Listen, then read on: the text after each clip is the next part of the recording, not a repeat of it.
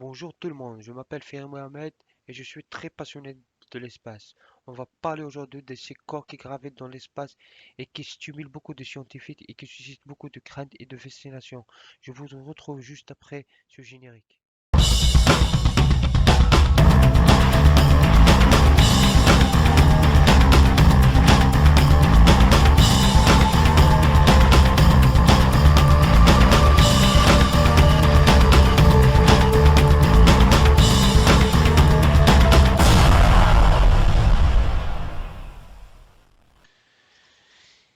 Il y a 4,6 milliards d'années, des débris rocheux sont rentrés en collision intense pour s'agglomérer et donner naissance à une planète que nous connaissons aujourd'hui. Après la formation des planètes, des millions de débris sont restés en suspension et naviguent dans l'espace, qui suscitent crainte et fascination. Ces objets célestes renferment en leur cœur des informations précieuses pour aider les scientifiques à comprendre la formation de notre système solaire. Parmi ces corps célestes, on a les astéroïdes qui gravitent entre la planète Mars et la planète Jupiter, dans une zone appelée la ceinture d'astéroïdes. Cette zone entre la planète Mars et la planète Jupiter contient des millions d'astéroïdes, qui sont de taille variable allant jusqu'à des centaines de kilomètres. Les recherches et les scientifiques ont pu classer les astéroïdes en trois types. Le premier type, c'est le type C, c'est-à-dire c'est des astéroïdes qui renferment beaucoup de carbone. Le deuxième type, c'est le type S, qui comporte des minéraux silicatés comme les amphiboles et les pyroxènes. Et le dernier type, c'est le type M, qui sont des astéroïdes métalliques où on peut trouver du cobalt, du nickel et de l'or. En revanche, les comètes sont différents des astéroïdes. Ce sont des roches gelées.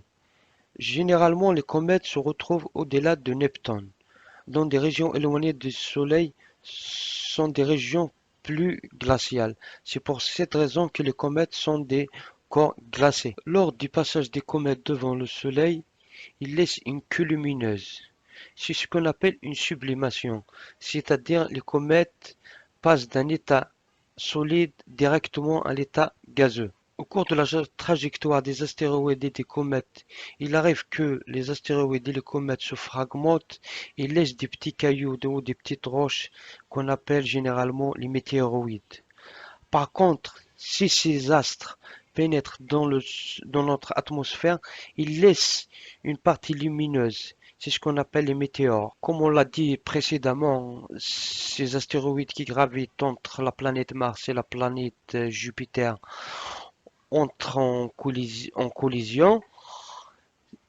Cette violente collision provoque un éclatement de ces astéroïdes et se fragmentent en mille morceaux.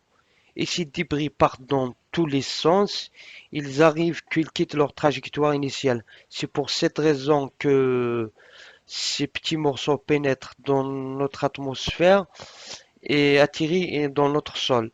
C'est ce qu'on appelle les météorites.